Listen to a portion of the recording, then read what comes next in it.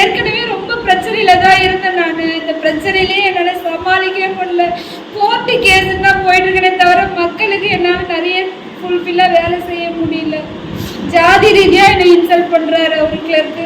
அதையும் நான் தேர்தல் ஆணையத்துக்காக வச்சுட்டேன், முதல்வர் ஐயாவுக்கும் வச்சுட்டேன், அரசு அதிகாரி கலெக்டருக்கு, திட்ட இயக்குனர், வீடியோ எல்லாருக்குமே வச்சு என்னை ரொம்ப இன்சல்ட் பண்ணுறாருன்னு இதுவரை எந்த நடவடிக்கையும் எடுக்கல.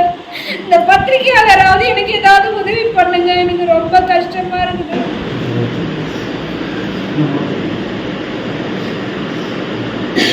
எத்தனை நாளா கேட்டுட்டு இருக்கேன் நானு.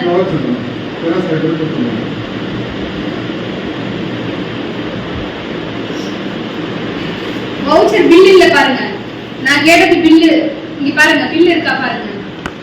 வெறும் வவுச்சர் இல்ல, பில்லோட கேட்டேன் நானு. இதெல்லாம் பில் இருக்கா பாருங்க, கேளுங்க, நீங்களே கேளுங்க. பில்லு கேட்க சொல்லுங்க. பில்லு தான் கேட்டேன் நானு, பில்லு கொடுக்கல. வெறும் வவுச்சர் சைன் பண்ணா இது வாட்ஸ்அப்லயே அனுப்பினாரு, என்கிட்ட இருக்கு. இதுல உள்ள பில்லு தான் கேட்டேன் நானு, யார் பேர்ல பணம் போகுதுன்னு. இந்த மாதிரி பில் இல்லாம வெறும் நம்மளுக்கு பிரச்சனை கோர்ட் கேஸ் போயிட்டு இருக்கோம்.